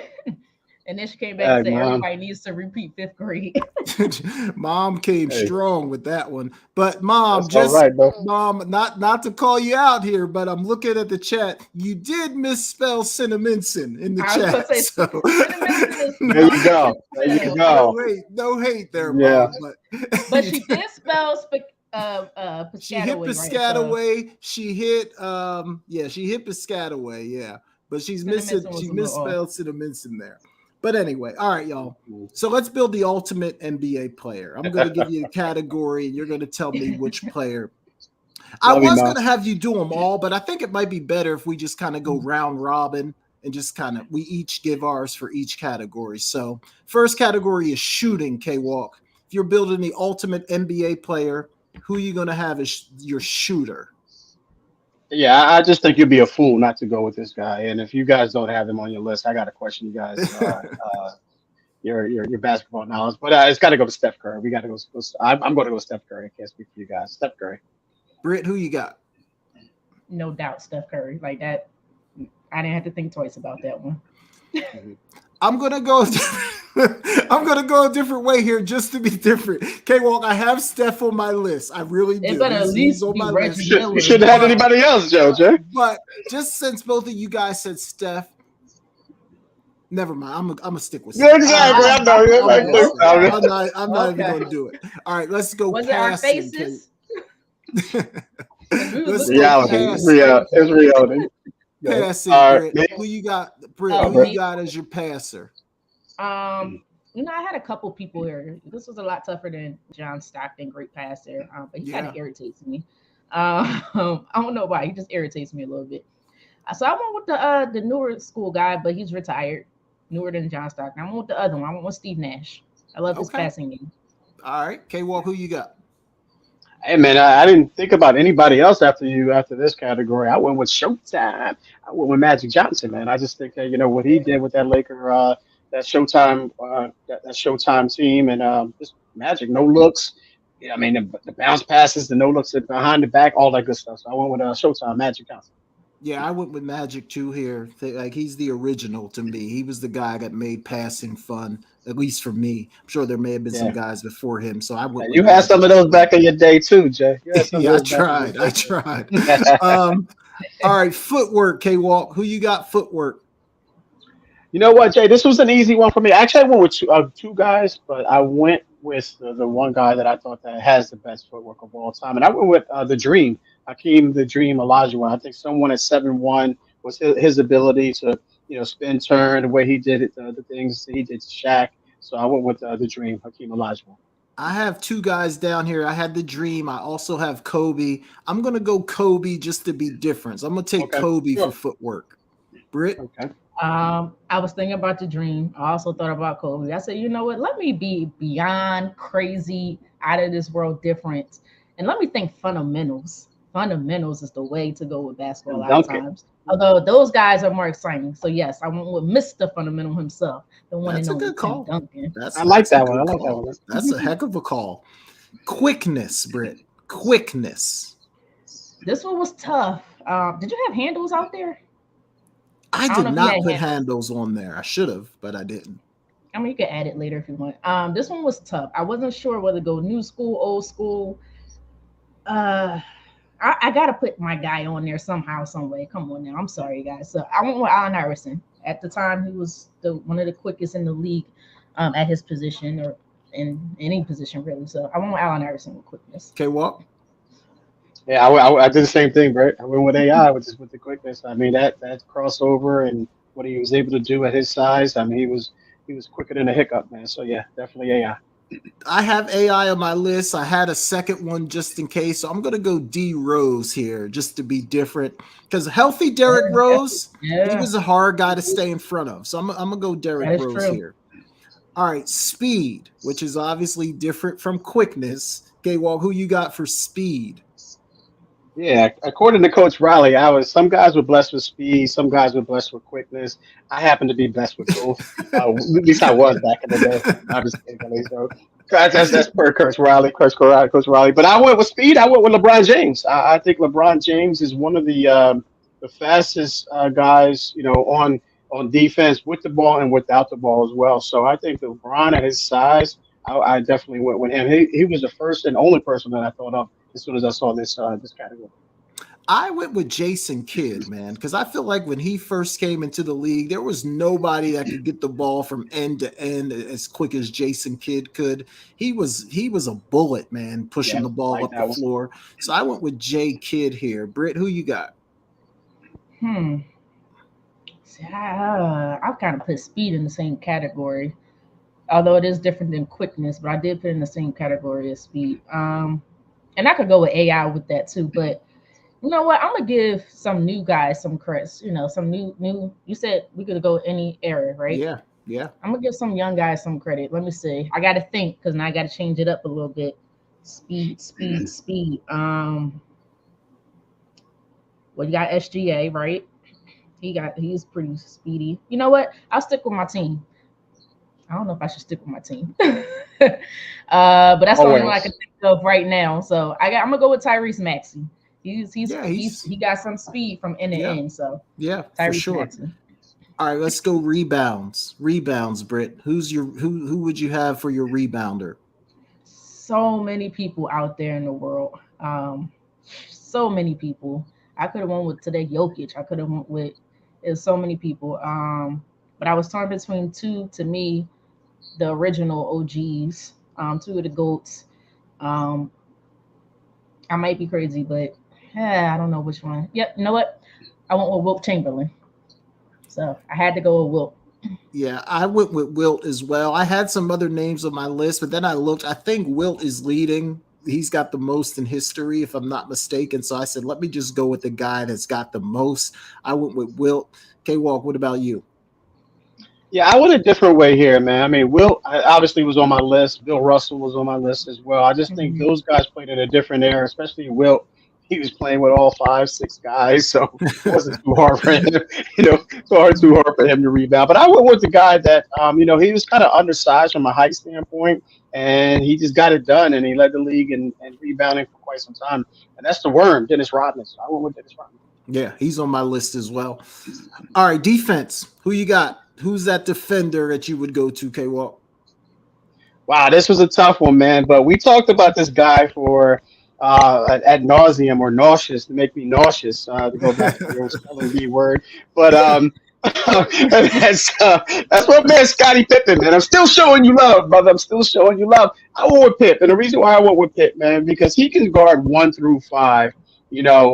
Easily. He can cut the head off the snake, or he can Mhm. cut the body off of it as well. So I went with Scottie Pippen. I just think what he did in that game, that series against uh, Indiana back in the day with Mark Jackson, and what he did with Magic Johnson as well.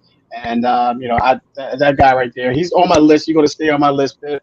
Whatever you're doing, whatever you're taking, bro, whatever you're feeling, get some help for it, bro, because he's still my guy on the basketball court. He's a Pip. Britt, who you got defense?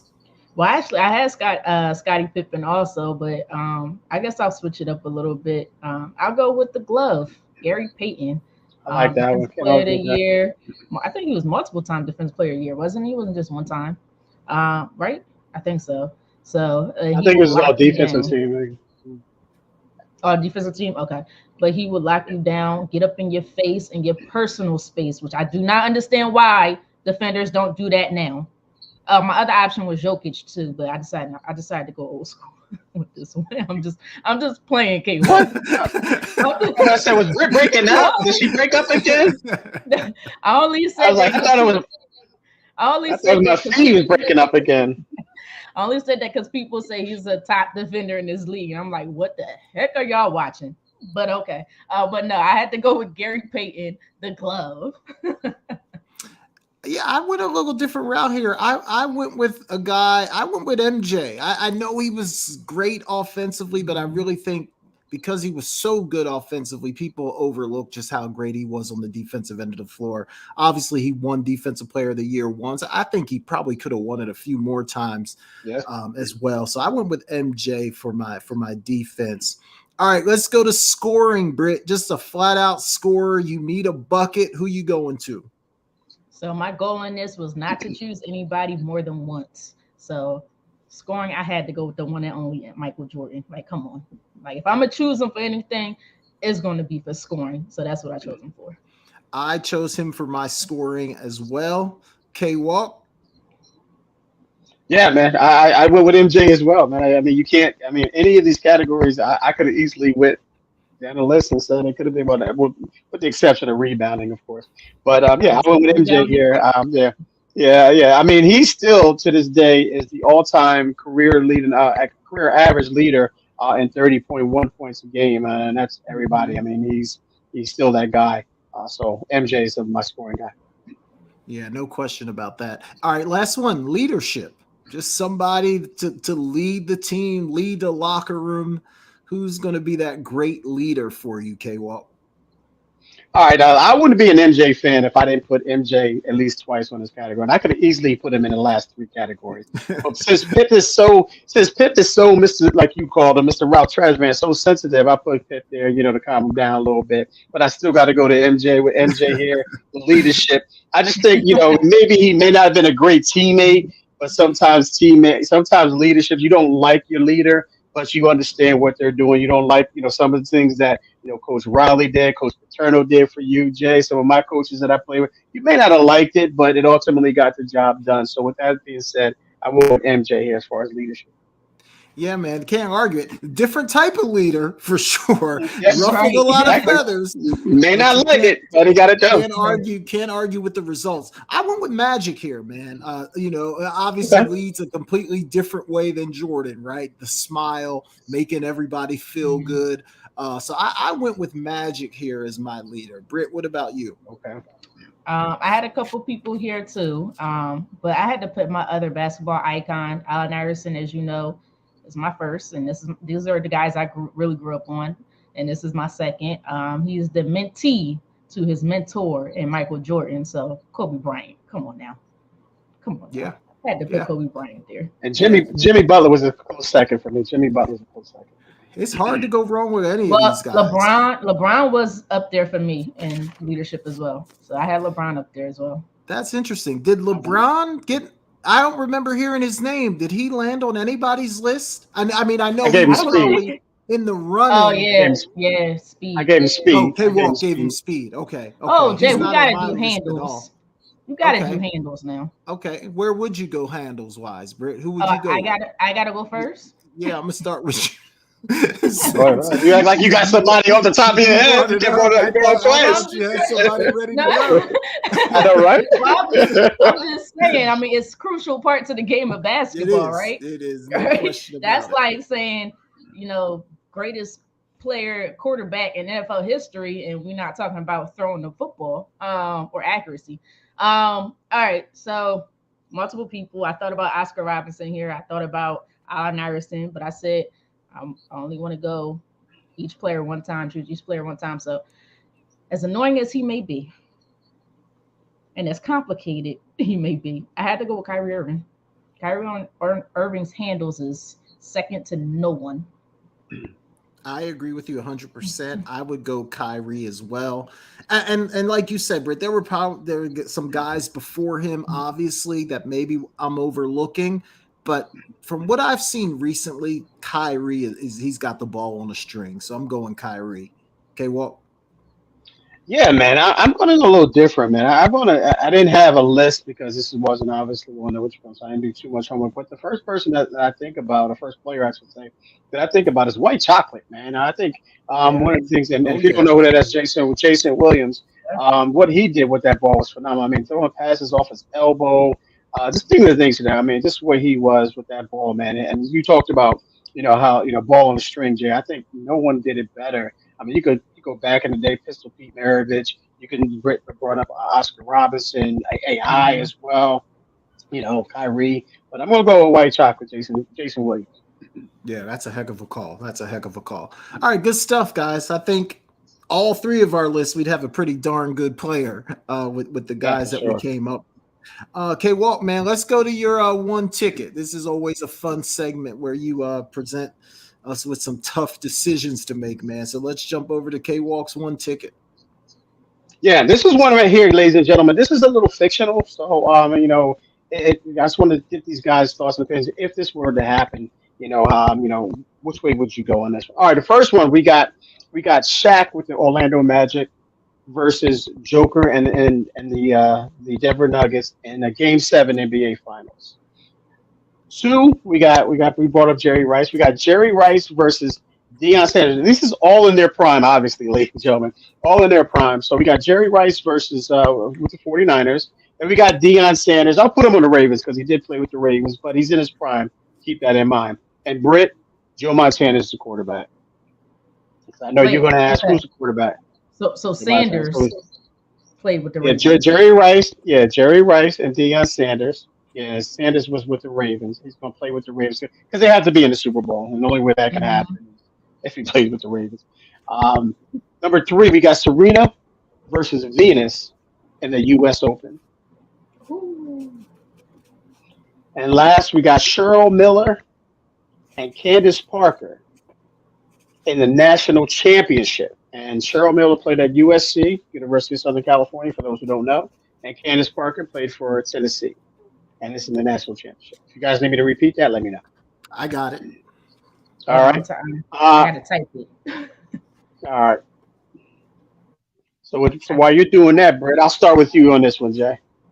One ticket for events using that ticket. Man, it's tough. It's tough, but like with Venus and Serena, the other ones are intriguing because they're not necessarily like we did see Rice and Dion go at it, but Venus and Serena, I feel like we've seen that a lot. Cheryl Miller, Candace, we never got to see that. I feel like Shaq would maybe bully Joker. Like, I don't know the Joker would have an answer for Shaq's offensive game. But I don't know, man. I just love Dion, and I would want to see him and Jerry Rice go head-to-head in their prime because we saw them a little bit, and neither one of them really necessarily got the better of it. You know, Rice won his fair share of the battles. Prime won his fair share of the battles. To see those guys on the biggest stage in the Super Bowl going at it head-to-head, I think that would be the ticket I'd have to cash in, man. So I got to go Jerry Rice and Deion Sanders. All right. Good stuff. I think Brett froze there. You're good. We can still hear you, though. Oh, you're good. You're good.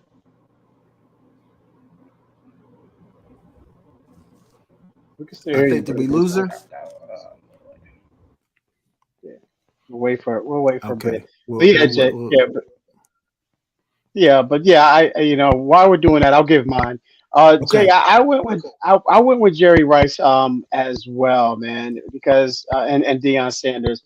I want to see that match. I know we saw them with when they were at when they were Jerry Rice with the 49ers and Deion was with the Falcons and Deion was with the Cowboys as well. But I want to see that, like you mentioned, on the biggest stage, and I want Joe Montana throwing the ball. I know Steve Young was phenomenal as well, but I went with Jerry Rice and Deion Sanders as well. But go ahead, Brett, take it away. Yeah. I keep dropping out, guys. So I'm gonna try to make this quick. You good?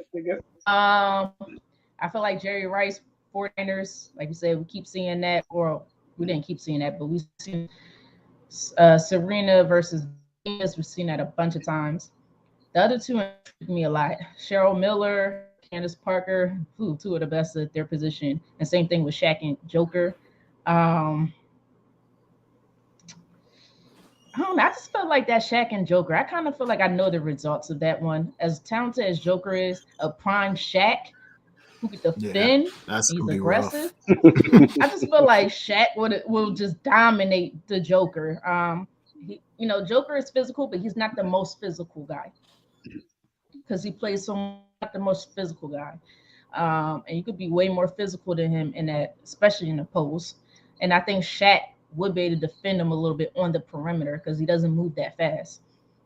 I'm going to go with Cheryl Miller versus Candace Parker. Two of the best. Cheryl Miller is considered maybe the greatest female player to ever play the game of basketball. In that national championship, that would be a matchup of all matchups. So I got to go with that Cheryl Miller versus Candace Parker national championship. All right. Good stuff. All right. That concludes the one ticket segment. Good stuff, guys. Yeah, that was good. That was a good one, man. These are always good. These are always good. All right, let's get to our rant and who's ball, and then we'll wrap this thing up and get out of here. Sorry, ladies and gentlemen, I do not have a rant ready to go this week. There's just not a whole lot to rant about right now. We got basketball going, but there's nothing that really kind of got me going here. So I'm gonna forego my rant tonight. Britt, you got anything for the people, or do we need to pass this thing over to K Walk? How about K Walk goes first, and I'll try to think of something. All right. Okay. K Walk, you got something. All right, good stuff. Right? I know K Walk. Yeah, I do. Yeah, I do, ladies and gentlemen. I always come prepared as much as I possibly can. And then my rant is why aren't the Miami Heat being respected? Why are they being so disrespected? And I have to ask you this, guy, ladies and gentlemen, like they're here for a reason. Like, listen, I know they don't have that glamorous player. They got Jimmy Butler. Jimmy Butler's been playing out of his mind for the most part. But look at these other guys, man. Look at these other guys we're talking about. Caleb Martin stepping up. He could arguably have been the Eastern Conference MVP. Finals MVP. You got Gabe Vincent, who's been consistent. Max Strus, who's been hitting threes. Even though in that first game in the NBA Finals, he didn't hit his shots, but second game he came back and showed what type of player he is. Duncan Robinson has finally stepped up, ladies and gentlemen. If you're a Heat fan, you know what I'm talking about. But yeah, I just don't understand why they're constantly getting disrespected. I get it. The Nuggets are the Nuggets. They're supposed to run away with this thing, but the Heat are here for a reason. Look what everything that they went through to get to this point. They're here for a reason, so they're doing something right. So, ladies and gentlemen, please, if you're a Heat hater, or if you're, I know there's a lot of Heat haters out there because they're not attractive, they're not sexy. So, with that being said, start respecting this team. I'm not saying they're going to win it all. I'm not going to say they're going to do all that, but at least expect them to win because they expect to win. Yeah, no, I agree with you, K-Walk. They were definitely getting disrespected before this thing tipped off and after game one. I feel like they earned a little bit more respect from some of the doubters after game two, but I agree with you. They're still not getting what they deserve. Yeah, Jay, but it's still the Nuggets lost the game. The Heat didn't win the game, so they're still not getting that respect. They're still not getting that respect. Yeah, no, I agree with you. Britt, you got anything? Yeah, hold on. I'm actually looking it up because I can't exactly remember everything. Give me 2 seconds. Does this cut into my time, by the way? Yes. Okay. All right. No. All right, I got it. I'm coming at Chris Sims, some sort of analyst, broadcaster, whoever the heck he is. When his quarterback rankings, it made no sense. It was pure nonsense. And that was have to do with Jalen Hurts. He put him at 7. I probably would have put him up a little bit higher than that. But here's my issue. Daniel Jones comes before Dak Prescott. Are we serious right now? Daniel Jones comes before Russell Wilson. I mean, Russell Wilson had a tough year last year, but I think we know Russell Wilson's a better quarterback. Daniel Jones comes before Geno Smith and Tua Tagovailoa, now I struggle with his name, Justin Fields, and I could go on and on and on. Where's Daniel Jones on this list? Not ranked that high. 11. He's right outside of the top 10. Ooh. But that's not the problem. He's right outside the top 10. But you rank him higher than Dak Prescott, Russell Wilson, Jared Goff, Kyler Murray. Yeah, he don't like to study, so that's why I don't like him. Tua, Justin Fields. I'm not ranking Daniel Jones that high. I'm sorry, guys. I mean, look, you got to put those guys above Daniel Jones. I just feel like this man don't know what the heck he's talking about, and I don't know what he's seen last year. I know they made it to the playoffs, but he's not ranked higher than those guys. He's not a better quarterback than those guys. So that's my rank.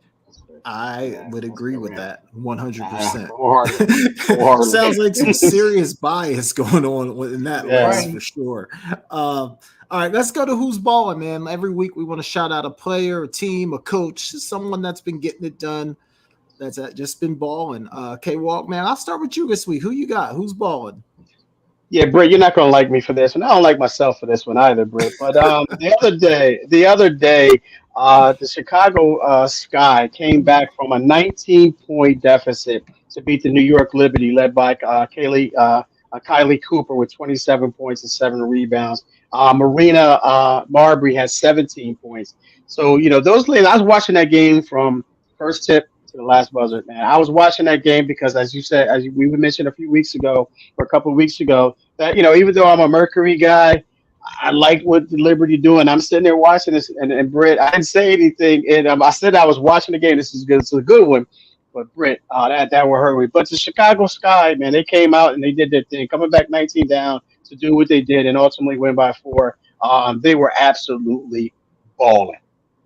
Yeah, that's a good call. Underestimated team.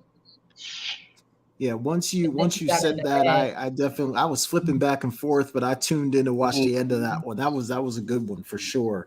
I'm gonna stay in the WNBA, man. I think I shouted them out last week, but I got to say it again for my Las Vegas Aces, man. Still undefeated. When you look at this starting five of Kelsey Plum, Jackie Young, Asia Wilson, Candace Parker, and Chelsea Gray, man, that is a five that is tough to deal with. So just shouting out my Vegas Aces, man. Undefeated, playing great ball. Almost lost the other night to Atlanta. Good to the feet. Yeah. But they're doing well, man. So my Vegas Aces absolutely balling. Britt, who you got?